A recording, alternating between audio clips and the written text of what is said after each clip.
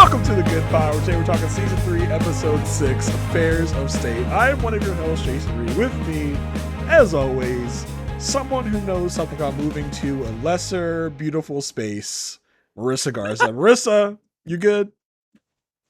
I'm good, Jason. I'm good. You good? I'm good. I'm waiting for you to Good. move back into the nice big office that is your window. It'll probably happen. You're Probably happen in the winter. in the cubicle that is the rest of your apartment. Oh, well, I need that promotion. Yeah, you need the promotion? You know, I need a promotion to a bigger apartment, which means to get a job. Yes. Get paid. That would be helpful. Yeah, big moves for our guy Carrie this episode. We'll talk about all of that and more as you get into the episode. Before we do all that, I want to remind you of some free and easy ways you can support this podcast. You can do that by reviewing, rating, and subscribing wherever those things apply. I used to get into a whole thing about you could rate here, you could rate here, but I feel like you've heard it enough. You should know. Okay, you should all know. Don't be like you're a pro. You're a pro. Yeah. You're a podcasting pro. Don't be like Alicia and not know how to do anything on the computer. You know where to go to review. You know where to rate, to subscribe. You know how to do all those things. I'm not gonna make you get your teenage son in here to show you how to do those things. Okay, you know. I'm not gonna explain it anymore. Not gonna waste the time. But we really appreciate it when you do those things. If you need to know, you can always ask us at thegoodpodfeedback@gmail.com. If you don't know, you can write in and I can explain to you how to do those things. How about that? Or if you just want to chop up with us about anything good wife related, even not good wife related, I don't care. Just write in. We love to speak to you guys. We love to talk to you. We love to interact. So do all those things. Yeah. Marissa. Now that I got that out of the way, I did that so clunkily. I tried to save time by condensing. Great. I feel like I just spent more time explaining. You might have, yeah. Mm-hmm. Yeah, but we'll find out. I'll run it back. We'll figure it out. Yeah, we'll figure it out. Let's get into the episode. Honestly, Marissa, okay. I gotta say, I don't say this. Tell me. I don't say this often because I don't feel like it's happened often. But I feel like this is a dud episode. Am I alone in that? How did you feel? I didn't have any feeling other than being excited that Parker Posey was on the screen. Yeah. That was really my only. I think this is a symptom of trying to figure out about a symptom of the schism. To be quite honest, I think they're still trying to figure out there's a lot going on here. There's just little segments of little things. We got random family stuff with Zach, we've got stuff with Carrie, we've got stuff with Alicia, we've got stuff with Caitlin. You know what I mean? They've got a lot on the board. Yeah. I mean, and none of it really moved. They just basically set the board. Yeah, we'll talk about the Parker Posey of it all because I got things to say. But I just felt like I was like, I finished the episode. I was just like, I didn't love it. I didn't didn't feel like there was the pop and pizzazz I'm used to, you know? And I don't say that often about this show. I feel like this might be the first time I come away from an episode of didn't love it. Yeah. Didn't love it. But yeah, we'll talk about all of it because I got feelings and I got thoughts. So Marissa, you wanna run the case down for us? Run down the episode, sure, as it were. Sure. Yeah, I want to hear your feelings and thoughts. Mm-hmm. Okay, so this one is not split up because of the way that this episode is constructed. So we're starting at the top. We're running it down. We see at the start of this episode, we see that Carrie is meeting with someone that I thought was on the show before. Yeah, we had a discussion about this pre-show. I was like, we've never met Dana before, right? And you're like, no, we've totally met Dana. I was like, no. Yeah, no, she's totally been here. I feel like this is Dana's first time. The show tried to gaslight us and be like, and it succeeded with Marissa being like, it's Dana. You remember Dana and Carrie. It's another Dana Carrie mess around. You guys remember Dana? And I'm like, no, I don't think I do. And Marissa's like, yeah, Dana. You know Dana? The show is telling us we know Dana and Carrie. This is what they do. I'm just like, no, I don't think so. I don't think we've ever met Dana. And I can't blame you, Marissa, for being confused because listen, I'm just gonna say it. I'm just gonna come out and say it. Let me hear it. it just feels like we're trying to figure out a black actress to stick in the state's attorney's office and be like, does this work? No. Does this work? No. Yeah. Yeah. We've had Geneva, right? Yeah. I feel like Geneva's busy doing other things, so they're just like, we gotta Yes. take a break from Geneva, maybe. Use her sparingly. And then they tried to go with Amani, and it's just like, I feel like on set, maybe when they finish the episode, it's just like, no, maybe. Actually, you know what? Maybe I should look into this. Maybe Nicole Bahari, this is around the time she got Sleepy Hollow. I don't know the dates, but maybe they're just like, Mm. no, Amani's not going to work out, because I looked into it, and Amani's They're done. like, Amani, let's pocket this like whole Department of Justice needs to hang around the yeah. police thing. Let's pocket that and Listen, hold on to it for a while. our guy Julius was right. Okay, it's like it's not gonna last long. It surely didn't, because the 2 episodes that Nicole Bahari was in as Amani Stonehouse are the only 2 episodes that Nicole Bahari is in, according to IMDb. Yeah. So it's like, yep, that's done. And now we have Dana, who is leaving the state's attorney's office in this episode, but I feel like she's gonna stick around in the Yes. Carrie sphere, whether that be outside the state's attorney's office or what. It just feels like they're just mixing and matching. Like, let's see if this works. Let's see if this black actress works. Let's see. But yeah, so I don't blame you for being confused, Marissa. Well, You're mixing up. it's You're mixing up your also- black actresses. Oh my god. It's not your fault. It's not the what was it called? The transracial identification is off. Cross-racial identification is off. It's fine. It's okay. I don't blame you. I'm not saying anything about you or your character. Marissa. Not saying anything about you or your character. But and the show did try and get you, being like, yeah, it's Dana. You know Dana. It did. And also the actress who plays Dana, Monica Raymond, is in Chicago Fire, which That is you love. like, well, my mom loves. Like every Mhm. time I'm at the house, there's a Chicago something on. So I was like, had her in my. I was like, TV. This person, this makes sense. I must have seen her before on the show. And then, like, yeah, the show was leading us to believe that we knew who this lady was. And she's talking about, like, hey, I'm leaving. I'm going to go get more money. And I was like, okay, yeah, that totally makes sense. This totally is a conversation we've had before. Yeah, you've worked hard, Dana. You deserve more yeah. money, because we've seen you do a lot of work at the state's attorney's office. You go, girl. Yeah. And Carrie is like carrying it up real hard in this one. He is like, well, we said we would never do anything as long as we were coworkers, and we're not going to be coworkers. Because, we worked together for so long, because you've been here a lot. Like, we've worked together for the whole time I've been in state's attorney's office, that's for sure. He turns to the camera, right, Marissa? And I'm like, yeah. Exactly, for sure. Yeah. He doesn't have Kalinda to do his thing with, so I guess Dana is the next best option. Yeah, yeah. And she's like, I have a boyfriend. And he's like, I have a boyfriend too. Oh, that was good. That was funny. And when his phone rings, it's like, yep, my boyfriend's checking up on me. And it was Matan. And Matan plays a pretty big role in this episode. But at this point, he's just saying, like, hey, there's a legal issue. You're needed on site. Lockhart Gardner's on the case. So I was going to go, but you're the lucky one. Is this the first time we've seen Matan in a minute? I feel like Matan's been missing for a while. I don't think we've seen. I think this is his first time in season 3 for sure. Because I think I remember when we were talking maybe an episode or 2 ago where they had like the whole state's attorney's office in the room. We're like, we're missing a bunch of people that should be here. We're missing Pedro. We're missing Geneva. We're missing Matan. So good to know Matan is still here kicking around. And I'm like, is Peter out sick or something? Is Peter like on vacation? Because it feels like Matan. Yeah, it feels like Matan is just taking advantage of Peter being gone, so he can kick around Carrie for a while and like lord his tenure over Carrie at this moment. I don't blame him. I mean, like this is I love when Matan sees Carrie as this like basically ridiculous older brother or younger brother. Like this whole like. I can't deal with this guy. Well, I mean, like, not only that, like, I don't know if I blame Matan, because it feels like Carrie's gotten all these accolades just because he came from Lockhart Gardner.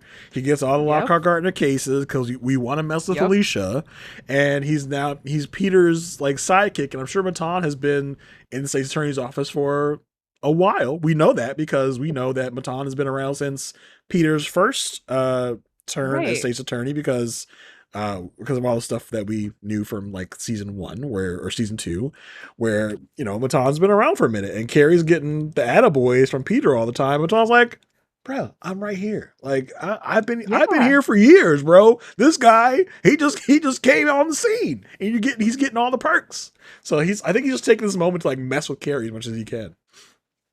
I don't blame him. And I think it's interesting to note that the rule was set not by Peter, it was set by Yeah, Childs on Carrie covering all the cases, and the rule is still there. yeah. So, Because we still there's want to mess still, with Alicia. We still want to mess with Lockhart yeah, Gardner. that's still part of the strategy. Uh-huh. Meanwhile, while Carrie's, trying to set something up for himself, the most boomer, okay, boomer scene I think I've seen on this show. I don't. Alicia is trying to save a file to iCloud, and Zach is needed for some sort of super technical explanation, and we need to zoom in on the save button Hmm. for there to be an explanation about this. This was hilarious watching in 2025, and I'm sure it was kind of like eye rolly when I first saw it, but oh man, I was like, this was how did they get a camera inside my mom's house at Christmas? Like, how did that happen? Where I was like explaining everything, like, yeah, the HDMI cord goes in here, and so you'll get better picture when you do it this way. And you gotta love it though. You get hailed as a technical genius by the most like basic things that most younger people know. So it's a very relatable scene in this moment. it's like a rite of passage for any teenager, as well Yeah. as like, oh, now you're the expert. Uh, they're getting ready because Peter's gonna come pick them up, and before the kids leave the house, they're like, "What do you do when we're not here? Where do you go? Wow. Do you have dinner? Do you have dinner with friends and people that we know? Like, what's going on here?" Alicia's like, well, kids, I get food when you're gone. I get food. It almost Well, slipped up. and I think like Zach thinks he's like back in his investigator bag of like trying to be like, he's like, well, who are they? We're just worried about you, mom. I'm like, no, you have some ulterior motive type of thing happening here. Zach's like, do you still go out with that smoking hot investigator lady that was at the house that I was lusting after a year ago? And Alicia's like, Is she one of your friends? don't ever bring her name up again, Zach. Don't ever speak of that woman in here anymore. But yeah, I mean, I get it because when you're at a certain age and you kind of realize that your parents are actually people, so you get curious Yeah. about this. Like, what do you do? Like, what does the adults do when we're gone out of the house? It is kind of like a curious wonder of like, what do you get up to? Like, what do you do? Because all I see Is it like Toy Story where when I leave the room, my yeah, parents don't do anything? you power Like, down. what's Yeah, happening? exactly. She's like, I do stuff. I do stuff and things. It's also interesting that before she leaves the house, well, she gets a call from Will before they Mm. both leave, and Grace holds onto the phone a little Yeah. long, Yeah. and Zach's like, "Hang it up," and she's like, I was gonna, yeah." And it's like you see Alicia So trying to rein in her emotions when Grace is like, "It's your boss, Will." She's like, "Oh, William Gardner. Okay, I will take it in the other room." And she's like, "What's up, big sexy?" And he's like, "Hey, calm down. it's about This work. is It's work. about This is work. work And stuff." she's like, "Oh, thank God." It makes me wonder, like, has Grace listened in on a phone call before? Like, do the kids Probably. do the kids know more than Or you know who did? Jackie. I'm freaking sure Jackie? Jackie was teaching these kids Mhm. exactly what to do and how to do it and how to get this information. If it's anyone, it's her. Yep. That's what I'm saying. Yep. Teach them household spycraft. Yes. So we've got both Carrie and Alicia called by their people to go to this scene.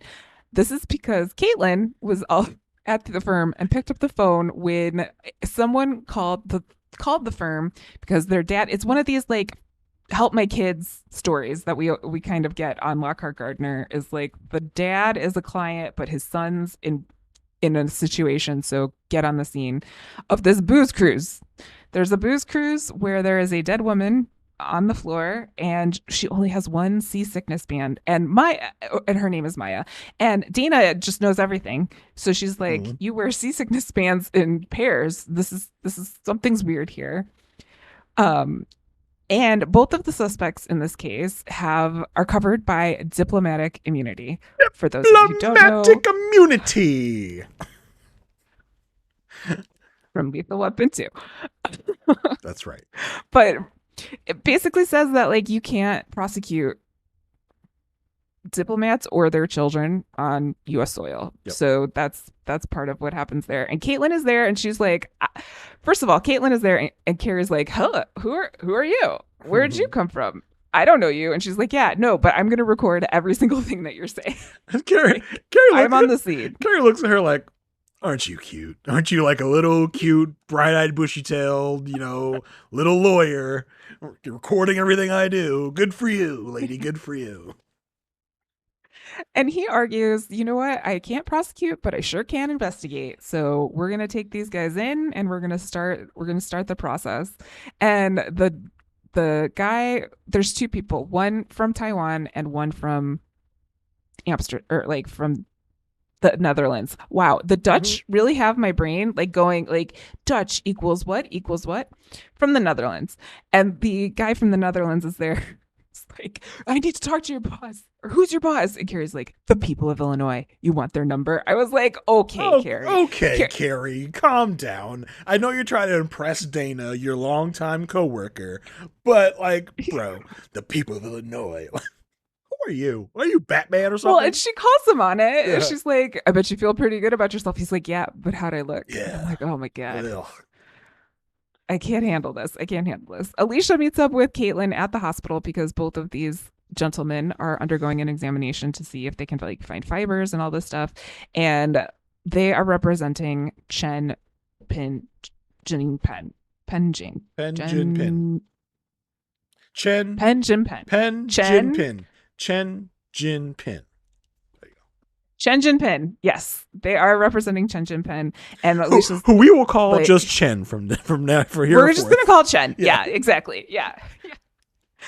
And she goes in and says, "Hey, you have a right to be here, or I have a right to be here to have this observed." And Carrie's, of course, like rolling his eyes, like, "Oh my gosh, like, "Oh, the grown-up God. has arrived. She's here. Jeez." And at this time, we get a judge coming in saying, like, "Hey, you got to let these guys go because of diplomatic immunity." And good old Dana, again, it's like Carrie.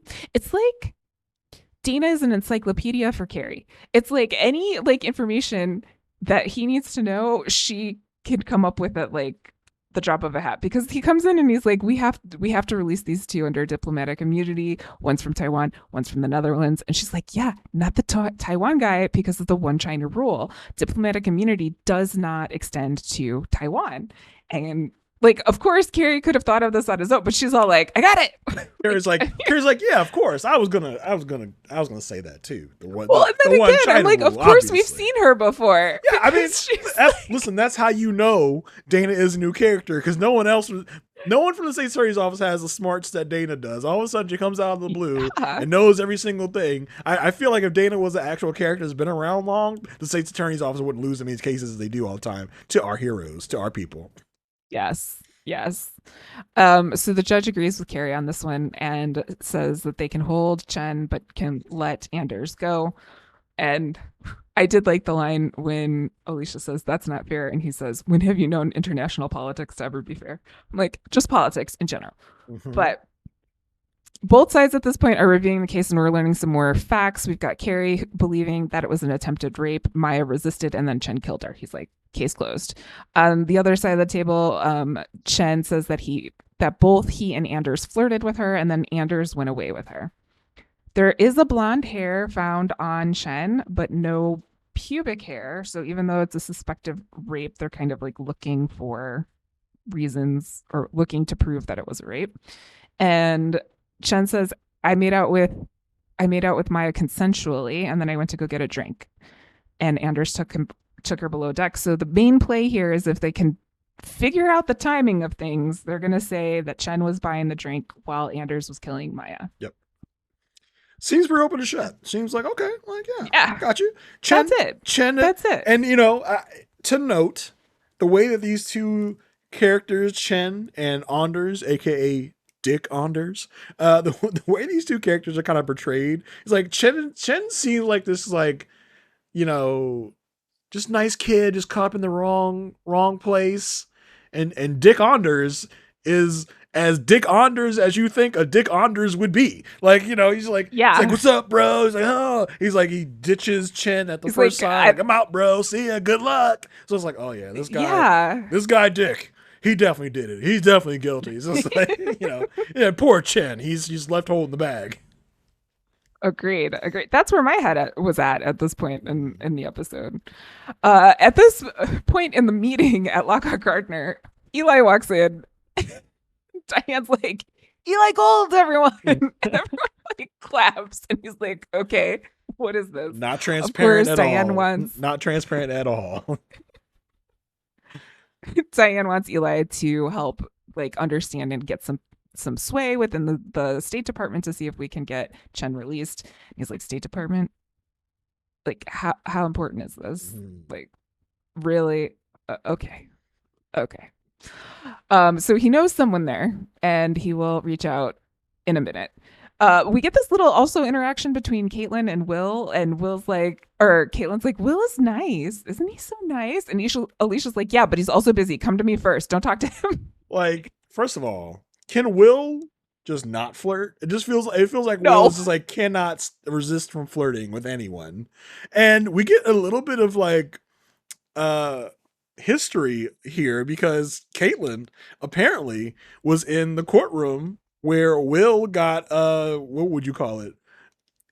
Had to recuse himself from the moot Yes. court episode he had in season 1, I think it was, where he picked up a girlfriend Yeah. who disappeared. was in the class and also disappeared. She was super rich. She had places to go. Yep, People to see, wine to drink. disappeared, and so apparently Caitlin was in the same room. Now, don't go back to the episode and look at the courtroom, I'm sure, because I seriously doubt Anna Camp was a background actress for that scene, or is it the King's magnum opus? They're like, Anna Camp, you just sit here in this courtroom for a scene, and we'll bring you back. We're gonna wait 2 seasons. We're gonna wait 2 seasons to bring you back. This is a master stroke of genius here.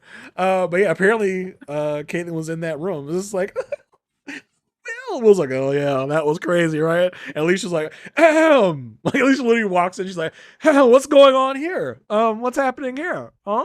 What are y'all doing? And I think it's important to note at this point in the episode that Alicia is doing this. Alicia is feeling some sort of way about this interaction, because there's a conversation later where I want to talk a little bit about the Alicia and Will of it all. Oh yeah, that's next thing we see. Yeah. Yeah. And then like I love how Alicia, because as we talked about last episode, Alicia is going to be Caitlin's mentor, begrudgingly so, because Caitlin was not Alicia's choice. Caitlin's been kind of forced it upon her. I love how she treated her like like a kindergartner. Like, okay, all right, Caitlin, come over here. You sit here. Like basically giving her like a coloring book. Like, here, you do this, and while I do this, I'll come back and check on you, okay? It's so funny. So it's like Alicia's does not want to be doing this at all. She's so pissy about this. No. Next we see like Eli is like stalking someone in a car. Like I'm like, what is happening? Yeah. Where is he going? But he pulls up and I see a familiar face of my generation of entertainment. Parker Posey is Eli's ex-wife, Vanessa, apparently. Yeah, I guess this is the moment. This is the time in my life I realize I don't think I've ever seen anything with Parker Posey in it. I was like, oh, like I had no idea who this actress was, and then I look it up. I'm like, oh, Parker Posey. I know that name. Like a bunch. Yeah, I know that name, but I don't think I've ever watched any entertainment with Parker Posey in it. And let me, I want to say this, and I might get hate for it. I didn't love it. I didn't love the Parker Posey. Okay, so the Parker Posey, like this role, not for her. Like there are moments in this episode that are pure Parker Posey, which I will point out later on, but she just usually plays comedic roles. She usually is not like I think this was like out of Yeah. her realm, and especially at this time in her career, I don't think she has done because she's most recently on White Lotus. White Lotus isn't Mhm. necessarily a comedy; it's more of a dramedy, but she's able to kind of walk that line better now. But yeah, this is definitely a very green Parker Posey Yeah. experience. But the fact that like Alan Cumming and Parker Posey produced Marissa was just like Mm. mind But blowing to me. Like so, I could see that. question. Do you think it is or do you think it's not? I'm not sure. It's like because they never mentioned Marissa at all. So I'm like, That's true. how many times have Eli been But in married? my brain, I was like, this makes so much sense. Yeah, how many times have they been married? They were okay. So let's back. Okay, so hold on. They were married for 10 years, from what we Yes. gather. Right. It Yes. ended somewhere in the 2006 2007 realm. I feel like Correct. that's post Marissa, right? Sure. Yeah. But she had to at least know Marissa, I guess. Yeah, Then. no, I mean she definitely knew of Yeah. Marissa. I think she's a step to Marissa because they never mentioned Marissa at all. So That's true. I feel like it's not Marissa's She would mom. have made that would have been a better role for Parker Posey, in my opinion. It would have been great. Um, But yeah, but I wasn't she's pretty green here. yeah, I wasn't feeling chemistry with them, and I think it's hard. Oh yeah, It's hard not to have chemistry with Alan Cumming, as we've seen. So it's like I'm just not feeling it. Like it felt like she was trying too hard, and I was like, not loving it. there are Parker. there are. I'll tell you when I think there's chemistry, but I think they don't have chemistry for most of this. I think you're right. I think they're both kind of uncomfortable Yeah, in and in the scene. let's hire this woman a running coach. Can we show her how to run? No, Because I can't run. I was like, what? What is she doing? Like, I was. It's like she's like doing the weird stuff with her arms, and I'm like, what the hell? Maybe I'm just not a runner. So I'm just like, maybe she has perfect form, and I don't know. Let's get Tom Cruise in here and show her how to run. Oh no, Okay, no. I mean, let's keep Tom Cruise away from everyone. say what you want. The man can run. He's proven it. He does He it in can every run. Mission Impossible. But you know what? You know what? Adam Scott can also run because he studied Tom Cruise for Severance. So we can go with Adam Scott. All Well, right, I think it's a little bit safer. I've I seen. think it's a little Listen, bit safer. me and my family weirdly have been doing a Mission Impossible marathon because Oh, nice. me and my wife saw the last Mission Impossible and we were like lost because we didn't remember the other Mission Impossibles. There were so many. So we literally went back, like we're doing it backwards. We saw 8, then we watched 7, 6, 5, and then we gotta see 4. But I've seen a lot of Tom Cruise running in the last couple weeks. I'll just say that the man knows how to Yeah, do he it. can run. Say He what you does know want how to about run. Tom Cruise, but he can does. run. Run, He does, Tommy, yes. run. It's true. So Eli is basically trying to find his ex-wife, connecting with her because she works for the Department of State, and this is his connection to fulfill the promise to Diane. And the same token, she's like, okay, like I'll talk to my friends, but also like, do you know this Kim Kessler guy, like this political campaign manager person? He's like, what is happening? And she's like, just come have dinner with us. I need you to vet him because he wants me to run for state senate. And I did love at the end of the conversation, like, we're not having a moment. Like, this is not a moment. And Jason's like, yeah, you're right. You're definitely not. It's not giving moment. Like, I'll say that. Back at the office, Caitlin has found something that she thinks can prove consent because she has looked at after death space. Ooh. Which is pretty bleak. I know there's like legacy.com, but after death space is like kind of combining MySpace with that, and that's kind of weird. But it's basically in this world a place where people go and post pictures of someone who has passed, and there are pictures of Maya from the party, and she recognizes that this must be a spotlight party. Jason, I know this may surprise you, but I had no idea what a spotlight party was. Yeah, neither did I. I did not know this is obviously we are the boomer generation, and well, you're just a nerd. I mean, so you wouldn't know what a spotlight party is. Oh, yeah, of course, obviously, yeah. Unless they had them in band camp, I don't know. But listen, They probably did, but I wouldn't go.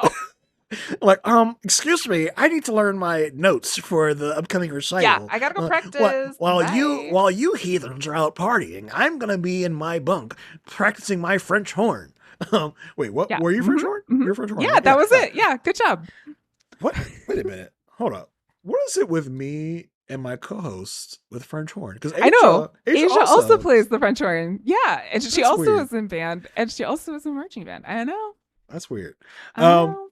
Yeah, like you're these kids, they want to be partying up, and I gotta learn my notes for the recital.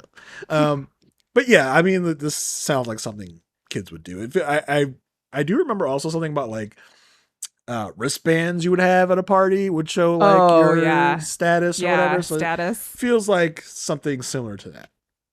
Yes. The premise of a stop leg party is there are red cups, green cups, yellow cups. Green cup, you're carrying a green cup, you're telling everyone, hey, I'm single, ready to mingle.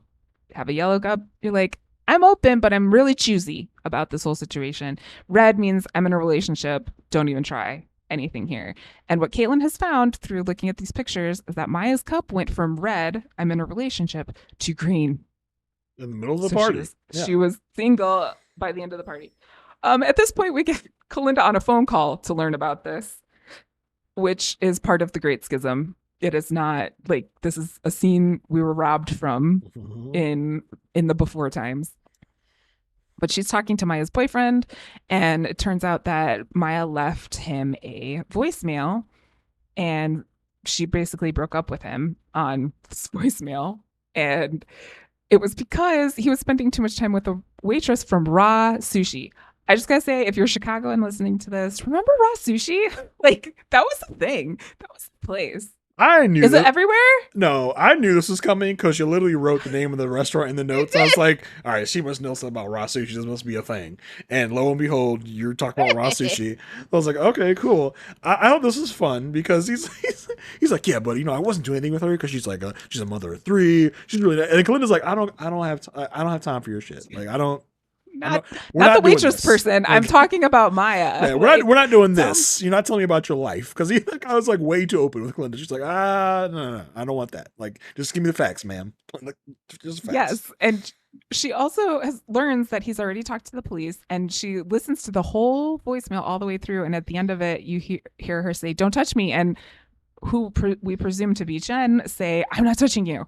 And so the carrier's like, "This is great. This is gold." Like, consent's out the window. Let's make an offer.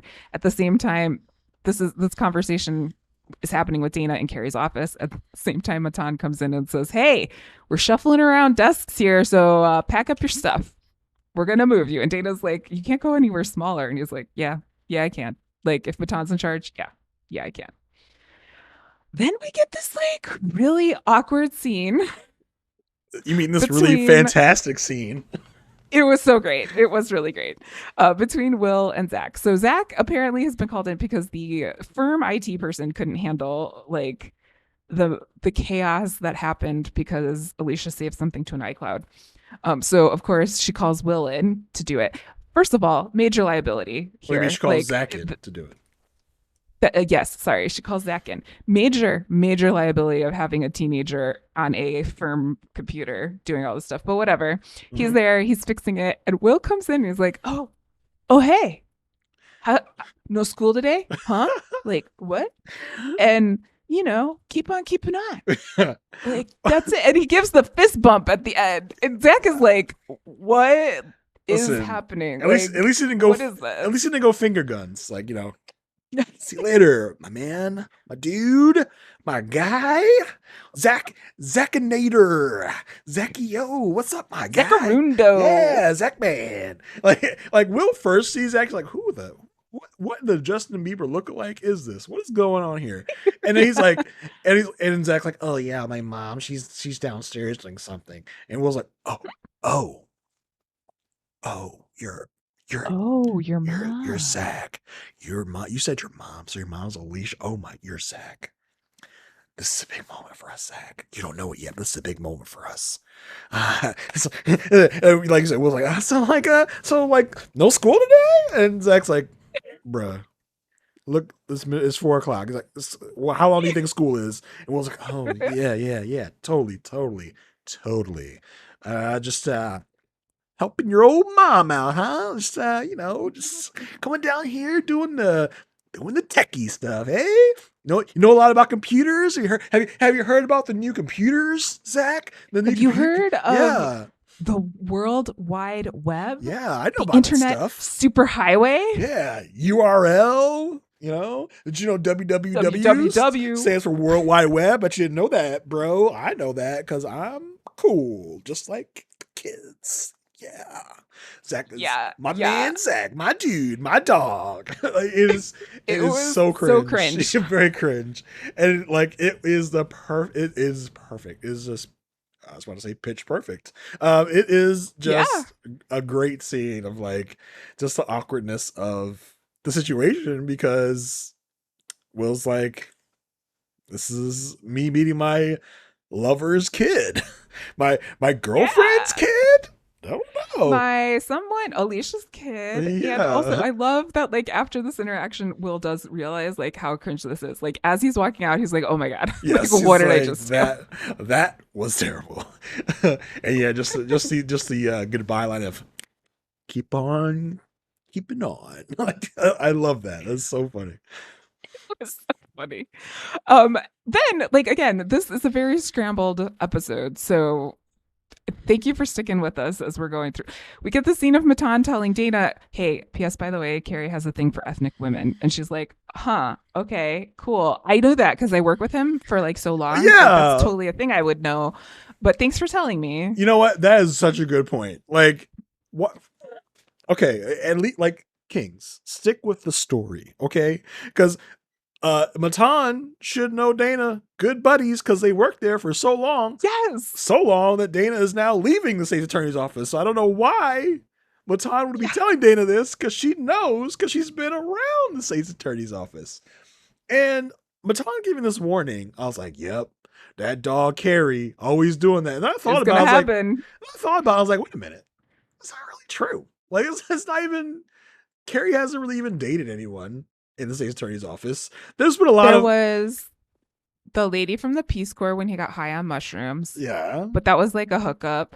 There was Kalinda, and we just know that he likes women. Like yeah. that's pretty much it. But we haven't seen a lot there. But I think it's Baton felt because, the need to warn. yeah, I think it's because Carrie's been hanging out with a lot of ethnic women that I was just like, yep, totally. I was like, wait a minute. No, he's never actually even hit on any of those people. Like, he's never hit on Geneva. He didn't really hit on No, Amani. I was like, that's not even true, Matan. What are you talking about? unless there's like some fan fiction that we don't know about. Well, But unless at this maybe point, there's like a scene on the cutting room floor where Carrie right? like hit on Amani or something. I don't know. I don't know.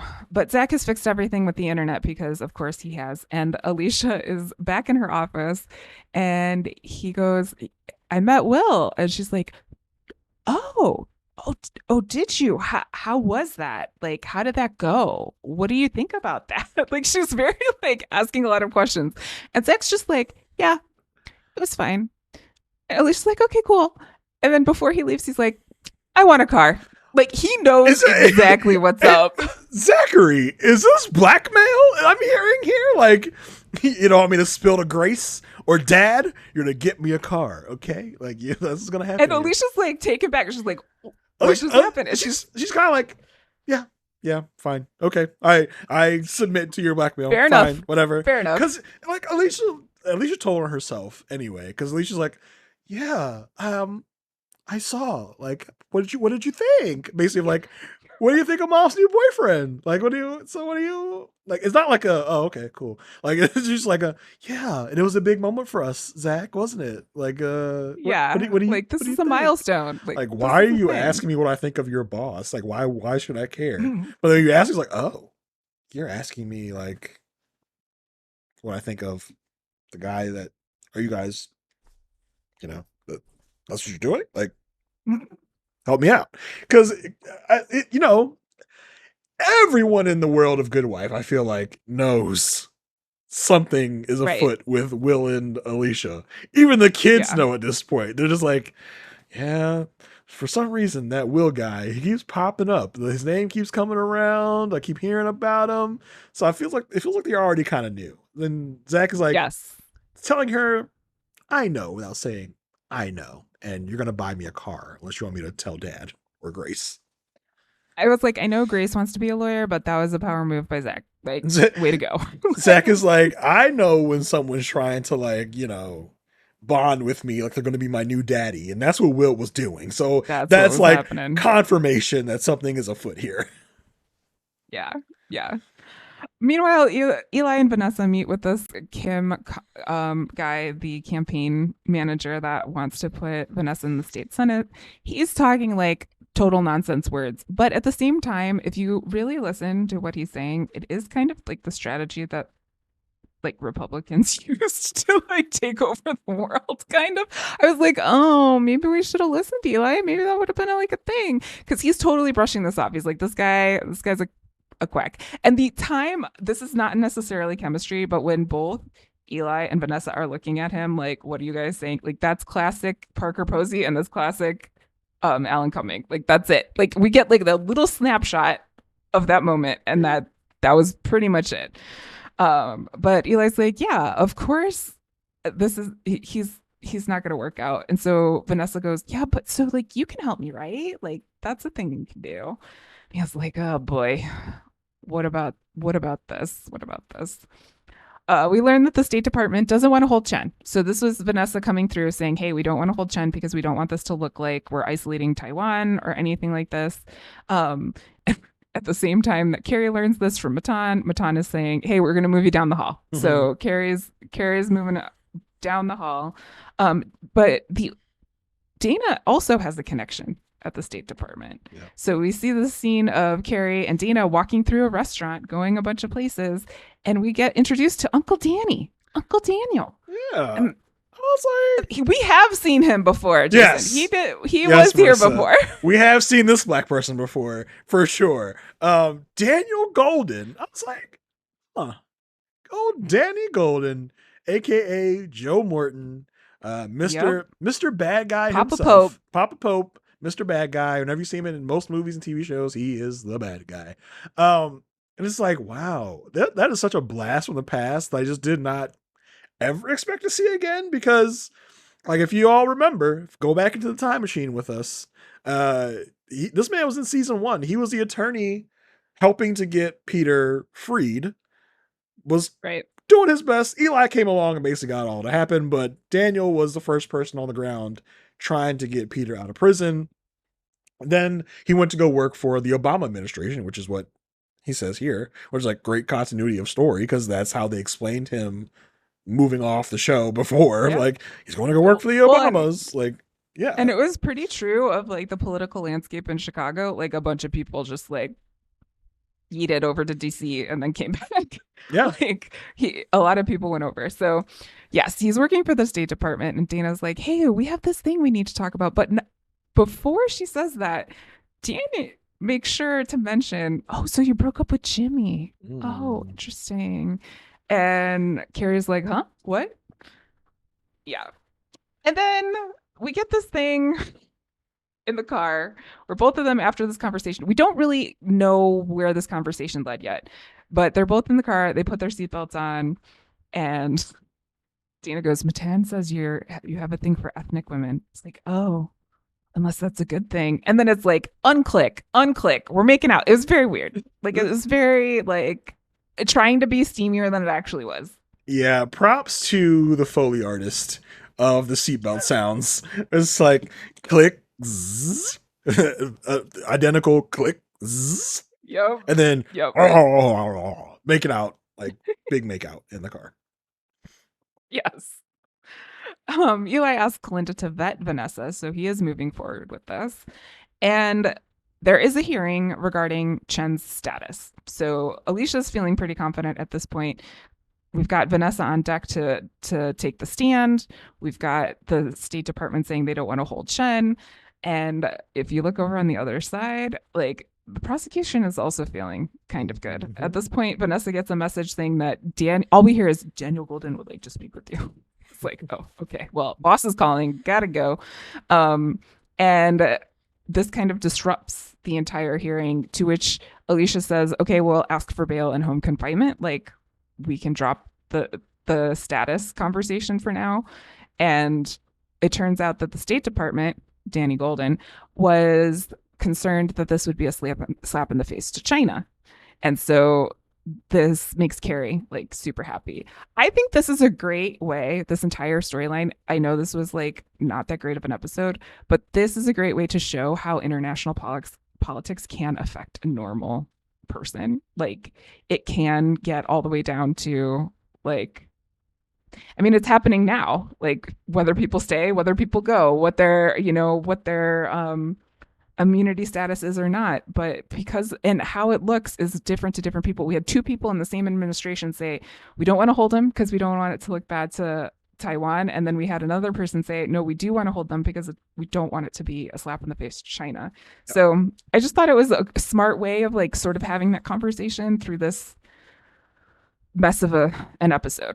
Yeah, it's like, trickle down nonsense. And yeah, but it was also kind of boring, if I must say. It was really boring. Yeah, agreed. But you know me, I have to like really squeeze everything out. Yeah, I let you have your sure. Political minute. Huh? Thank you. Oh, no transgressions. They do find a blonde hair on Chen. Chen claims it was Anders. They have nothing really to compare it to because Anders wasn't subjected to like body search because of his immunity status. But Chen is like, I know Anders' combination in his gym locker at school.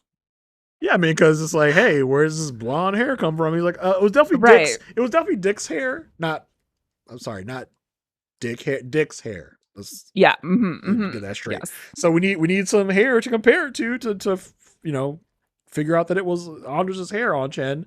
So, which is like kind of a roundabout way to get Kalinda to Anders' locker to find the other seasick man, because that's what came out of this. Is like, that was such a roundabout way to get her to where she it was so yeah. And of course, like, everyone's her brother, like every single time. Mm-hmm. We learn that Carrie has been moved to a cubicle, which I loved. I thought that was great. I thought that was a great little move. It was fun. Kalinda goes to Vanessa and has a conversation, like asks, why did you break up with Eli? And she's like, I think it said in the divorce settlement. And she's like, no, but really, like, why did you break up with them? Working too hard. I had trips out of town. And Kalinda's like, yeah, you went to Dubai twice. Who did you meet there? And she's like every single person that I ever talked to. And she's like, yeah, like, write a list, anybody you can, but specifically tell me about Omar Tate. Like, and at this point, this gets Vanessa to be like, this is Eli. Like, Eli's doing this, right? Like, he knows, he wants you to ask me about this. And she then admits, like, Omar was a mistake. Do not tell Eli. Like, this is something he does not know about. But apparently there were relations between Vanessa and Omar. Yeah, Vanessa gets very defensive. Like, what do you, Omar, what? Who? What? No, I don't know what Omar's like. Yeah, okay, yes, I know Omar, but do not tell Eli that I know Omar, okay? That I know. Yeah. Definitely don't tell him I know him in the biblical sense for reasons. Because, like, Kalinda's just did her Kalinda thing. She's like, I already know about Omar Tate, so, like, I already did all the background I needed to do on you. This was easy work. Like, because it's not like we saw her rummaging around Vanessa's life. She already came in knowing. She's like, I already did all my work. Tell me who this. It feels like Kalinda already knows who Omar Tate is. Like, I want to know. For sure. I want to know what you think you know about Omar Tate and what you are willing to admit and tell me about Omar Tate in this moment. Yes, that's exactly the play. Caitlin and Alicia go to talk to Maya's friend, who we don't get a name for, but she says she didn't see Maya leave with Anders, but we have the rape app. First of all, like, what? Second of all, yes, those things are needed. I'm glad there was one back then. This is basically like geolocation, and there's a panic button that you can push if you are in danger and alert your friends. Maya pushed the button at 11:33. Chen bought a drink at 11:34. So Alicia's like, this is it. This is what we needed. Carrie's like, yeah, okay, but let me look at that drink receipt a little bit closer. And it's signed with Chen's first name first, but in Taiwan, they sign it with their surname first. So this is Carrie saying, no, Chen did it. Like this is real. Like he really did it. Carrie kind of redeemed himself here. I was like, okay, Carrie, you know some stuff. Like, I'm surprised I didn't have Danny be like, actually, Carrie, Yeah. you, Yeah. you can tell this is not Chen's signature because of this, this, and this. Like, Carrie's like, I got this one. I know stuff. Like, I know cultural things, so I got this one. Yeah. Yeah. And he goes to meet Anders because he wants to talk about this. And this is where I love Carrie. Like, this is classic Carrie. Like, he did this for Lockhart Gardner once, and he's doing it here for the State Department when he tries to convince someone to like specifically a college age person to do something for him. Hello, Like, fellow hey, teen. yeah, exactly. It's like, hello. You stopped going to anthropology class. And Andrew's like, I don't have to talk to you. He's like, yeah, you do because you stopped going to anthropology class. And he's like, what are you talking about? It's like, oh, funny thing about diplomatic immunity, it only extends to children if they are full-time students, and you're only taking 8 hours because you dropped anthropology class. So here, this is one way it could go. You could either be my friend or be my foe. Like, you can be a witness or an accomplice. How are you going to take this? Yeah, I love Carrie's like, "Hey, Dick." Like as Anders is coming down, he's like, "Hey, Dick, what's up?" I feel like the Kings made this guy's name Dick just for obvious reasons. What's up, Dick? Yes, Hey, yes. Dick. Kalinda reports back her findings to Eli. Eli just wants to know, like, should she run? And Kalinda's like, no. She had some relationships. And I was like, this is like a doctor-patient situation. Like, just tell me what it is. And it's just like, yeah, she had relations with this guy, Omar Tate, whose real name is Arash bin Laden, Osama bin Laden's cousin, second cousin. Yikes. But the good thing is like he's never been linked to terrorist activity, so you know. And he's like, but when did this happen? When did this happen? And she said 2007. And he's like, oh, crap and a half. This is when we were together. Well, it's funny because first of all, Eli, because when Clint is like, she's had some relationships, he's like, but not on a slut level, right? Like not slut level. Like Eli, come on, bro.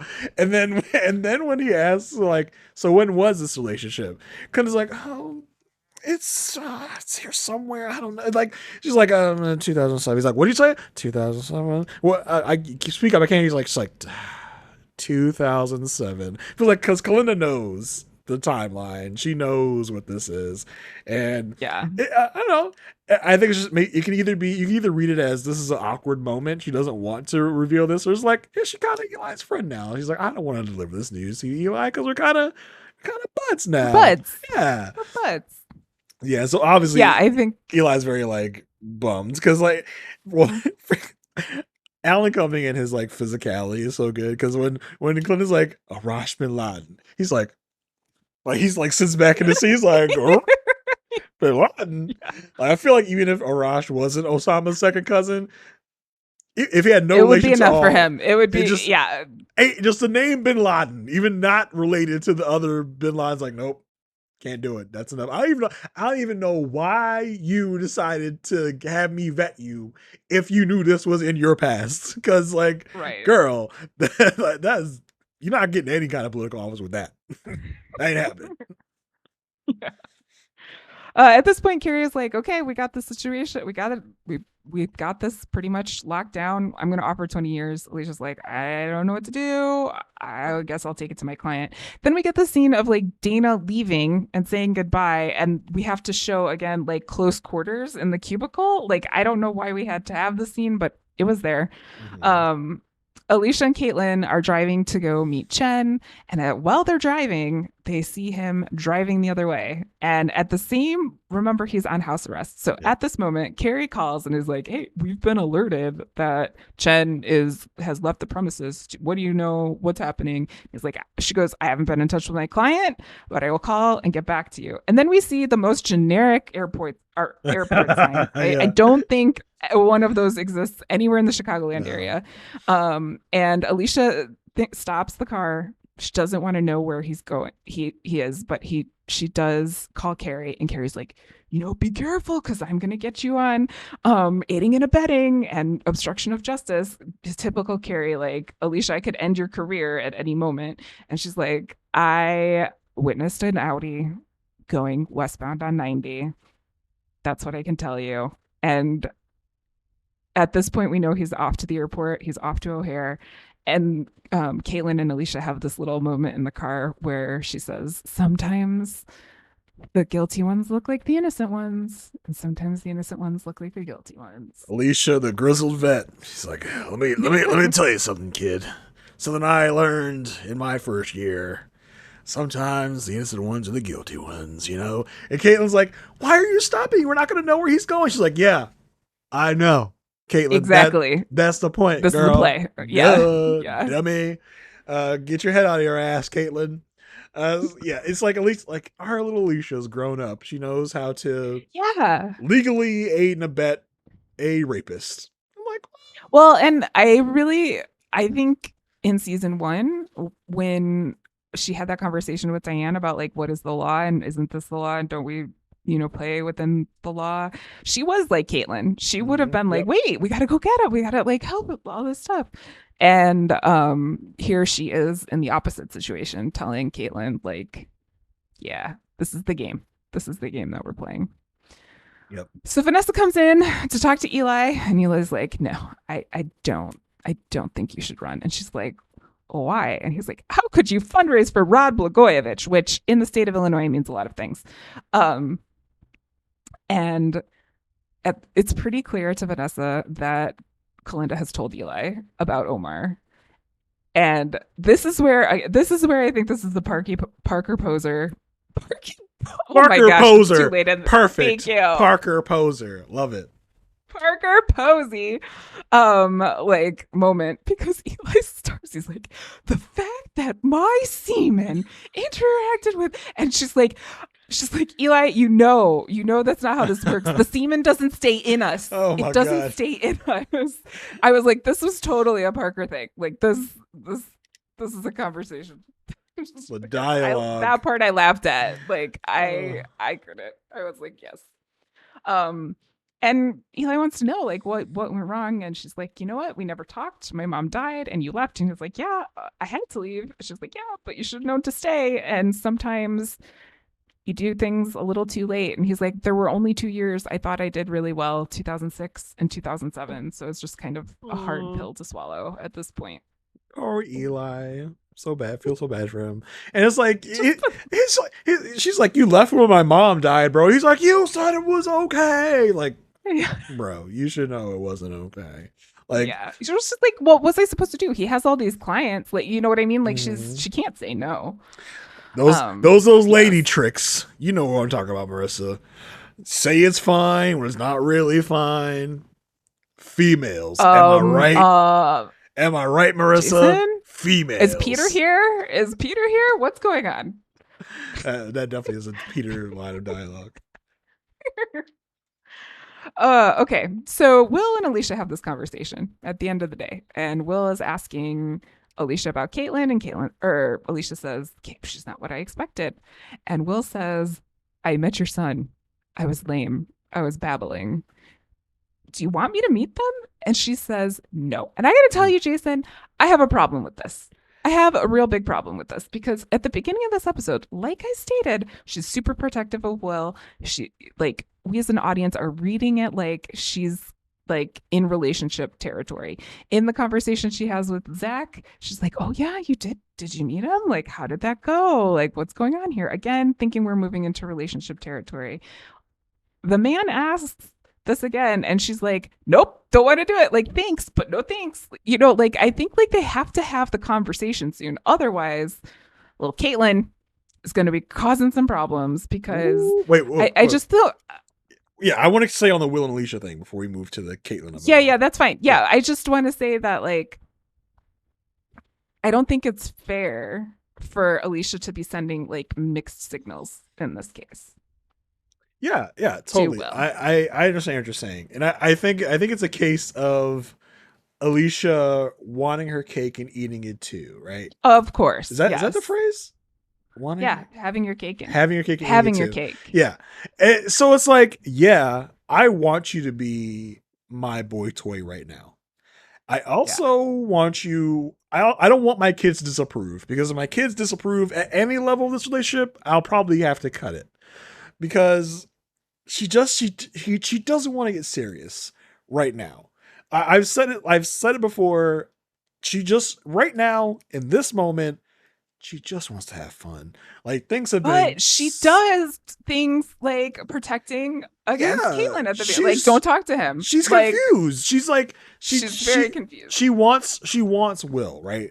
But she doesn't want the baggage that comes with defining the relationship.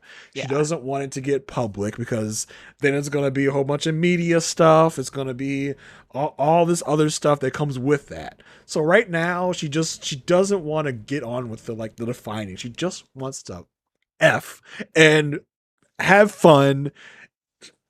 In the future, maybe she'll define it. She'll want to define it. But right now, she wants it to be very detached. The problem is, Will is Will is down. Will is like, I want this. I Down want bad. you Down hard. down bad. I want you to be my wife / girlfriend, whatever. I think we are an item. We are a couple. I think they're in two different spots. Will's like, you're my girlfriend, right? And she's like, no, like we are banging it out right now, and that's where I want to keep it. We're Like, friends with benefits. We are. Yeah. she put up a huge boundary, a huge wall that is just like, no, you don't need to meet my kids. Like, I'm good, babe. I'm good. Like, we don't need to take it that far. We don't need to. Let's pump the brakes because, like, and a couple episodes ago when Owen was in town talking about you're not in love, right? She's like, no, I'm not in love. And then the classic TV show trope of like when she hugs him and she's got that worried look on her face, like, oh, maybe I am in love with him, but I don't want to admit that. I don't want to say that right now because I'm just having fun. Alicia just wants to be cool. She's been so stressed the last 2 years. She just wants to be not complicated. I think that's what it is. She doesn't want to be complicated.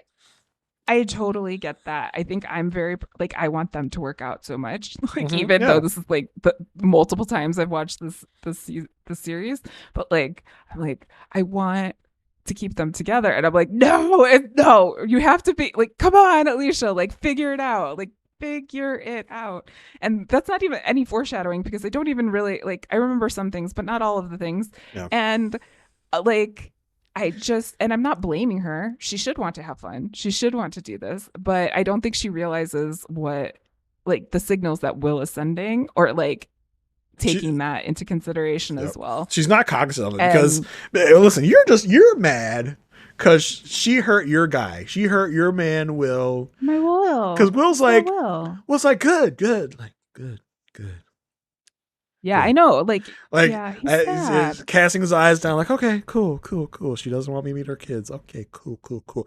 Like, Will's definitely looking into this as more of a thing than Alicia is. That's obvious. For sure. And I just think Alicia doesn't want to cross that boundary because she knows what comes with that, right? She doesn't want to make this more official than it is right now because there's a lot of baggage. A situation that had a bunch of baggage and where she had to think of all of these things. So like, yeah, no, it makes sense. But right after this conversation, Will leaves his office and who is waiting in the hallway, Jason? Waiting. Cannot wait any longer. She's waiting there. She's got a lean. No one else but Caitlyn. This girl is literally waiting in the shadows for this man to leave his office so she can pounce on Will. Yeah, and he's like, hey, how's it going? She's like, it's not what I expected. Oh no, wait, sorry, that was my other note. That was Alicia about Caitlyn. Yeah. What? How's it going? And she's like, yeah, it's great. I love like everyone's so nice, but like Alicia told me not to bother you, so I'm so sorry. I'm so sorry if I did that.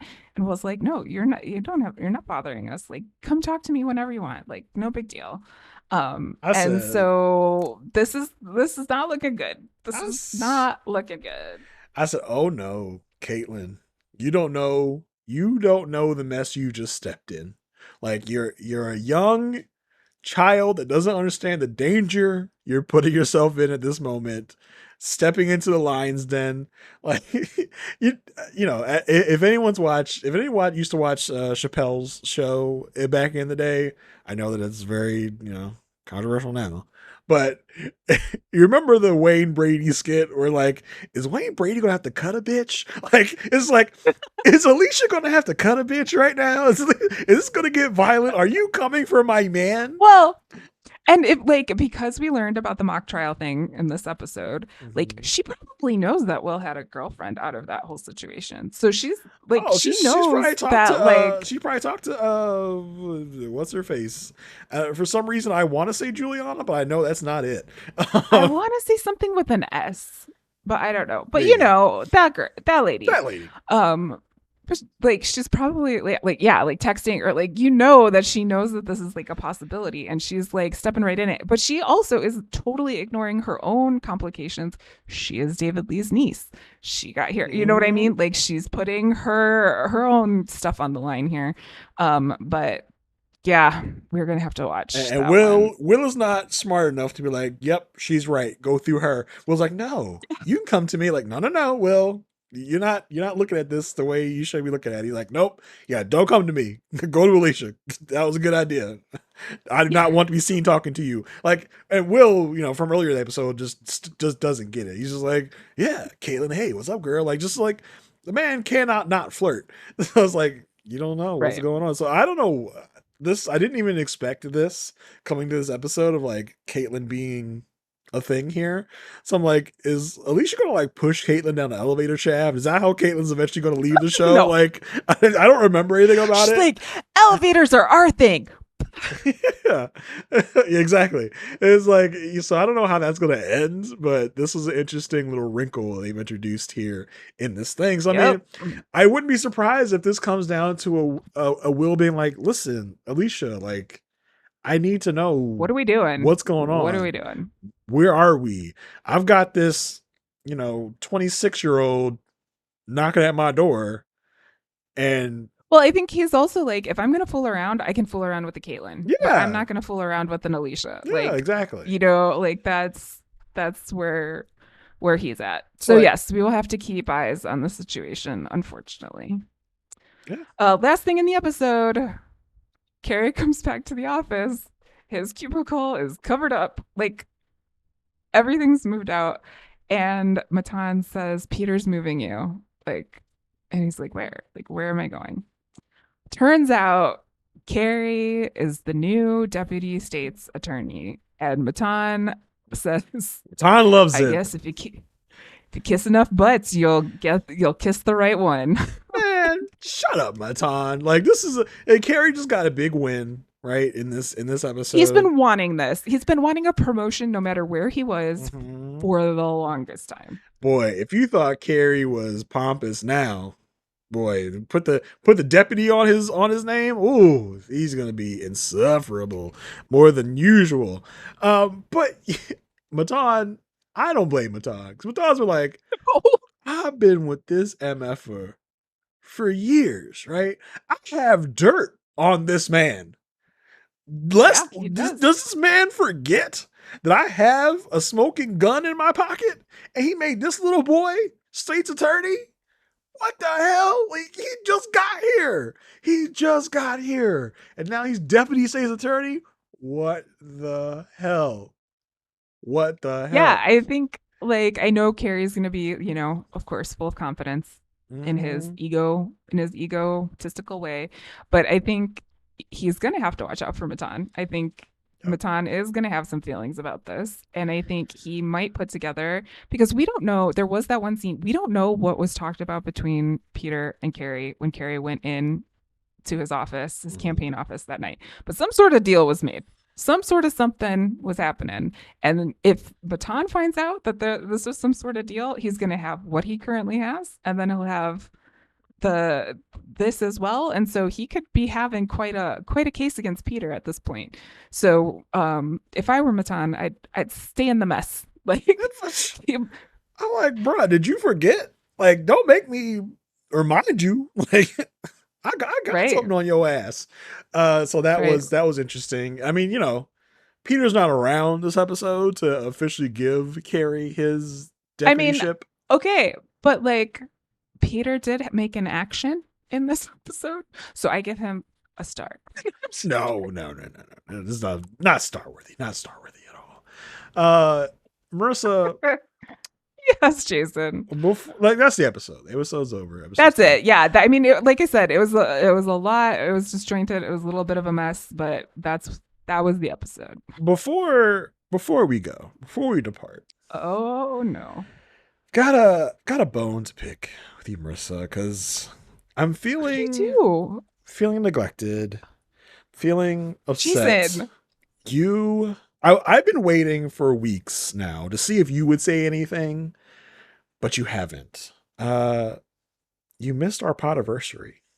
Oh my gosh, I missed the podiversary. You Why missed didn't you the say podiversary. anything? I was waiting for you. I was just No, like, no, no, no, no, no, no, no. I was like, no. I guess she forgot. I'm gonna give her another week to see if she remembered. I gave you the intro no, to be you like, did not. Jason, You forgot. I forgot. You forgot also. Yeah. No, I've been waiting. I feel like now I have to, Oh my give up the gosh, Jason. Well, wow, go us. I mean, It doesn't feel like a that's year. amazing. So our No. very first episode of the podcast was Elsbeth season 1, episodes 1 through 3. That was April 8th. So we're late. Oh We're wow. Yeah. we're over a month late. But the first Good Wife episode was June 3rd. So Okay. So we're we're ahead. we're right there. We're ahead. We're right there. Well, we're right there. We're right there. As We're- time of recording, we're ahead. But We're- at time yeah, of yeah. release, we'll be right there. Yes. Yeah. Tomorrow will when this comes out. This comes Tomorrow out. will officially be the 1 year Good Wife anniversary. So yeah, happy 1 year. Aw, It doesn't Jason. feel like a year. It doesn't feel like we've done this for a year. But I was It doesn't feel like that. like, I've been messing with you, but literally, like, I was like, we're at like a few episodes into season 3. We had like 20 something episodes of seasons 1 and 2. I feel like we're probably at a year. I don't know. I was like, oh, Yeah. we are past a year. So it's gone by very fast. I didn't even realize it was a year until I did the math. So happy 1 year podiversary. Yes. Yeah. To So you too. Thank you so much for doing this with me. It's a highlight course. of my week. Yeah. I love talking about the show, especially with you. I will talk about anything with you, but the fact that we both love the show makes this podcast so much better. So Yeah. thank you. For sure. All sentiments returned. Same Z's to you. We could talk about the phone book, and we would have fun. Yeah. Because there are a lot of crazy, weird names in there. But yeah, so fun time. It's been a fun year. We got more years to go. We are do. in season 3 of a 7-season show, and then 3 more seasons after A whole that. other Whole other show. series. So listen, we still got more ways to go. We still have way more of a journey to go. But this first year has been a really fun time. Can't wait to do it some more. Even as we get into the later seasons of The Good Wife, which it's going to be interesting. But yeah, been a great year. Can't wait to do it more. Yes. Thank you. But Marissa, tell the good people Yeah. where they can find you online and all of your works, all of your shenanigans, all of your things. I'm obviously not keeping good track of time. But if you are interested in what I'm up to on the internet, you can find me at itsmemarissag.com. I've got links to everywhere that I am. You can also sign up for my mailing list.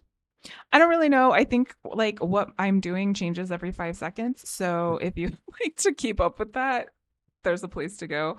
Otherwise, I'm chatting, of course, on the Good Pod here with you, Jason, and then also over on Whirlwind. Season 3 of Previous Little Liars is airing currently, 2 episodes a week. That is where I watch Pretty Little Liars by only watching the previously ons. So I have no idea what's going on until the end of the season when I'm able to watch all of the episodes and kind of put some context to things, but I've never watched the show before.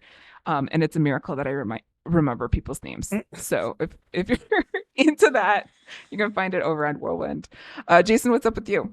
Oh yeah, you can obviously find me here, and you can also find me on the A Perfect Match podcast. We recently started a Patreon talking about old seasons of Married at First Sight. So me and Asia Welch, I am obligated to say of Survivor 47. She wants me to say that all the time. It's a thing. It's a whole thing. Is it in your contract? It's in my contract. She made me put it in. Yeah, I thought so. Asia Welch from Survivor 47 and me go through the old seasons. Yeah, and French horn player. And French horn player. And unfortunately not on Survivor 50, which is a huge oversight. Yeah, it was missed. Yes. So you can find me there. Remember at patreon.com/A Perfect Match podcast. If you want to, if any of that floats your boat, check it out over there. Until next time, Stay good. Welcome to The Good Pod, where today we're talking season 3, episode 6 of The Good Wife. I forgot the name of the episode, so I'm just going to go with season 3, episode 6, because I didn't write it down. You want to do it again? It's on the notes. Fine, we'll do it again. Do it again. You don't have to. Damn it. Damn it. It's there. Affairs of State. All right, we'll do it again. We'll do it live. We'll do it again. All right. We're doing it live. We're doing it live.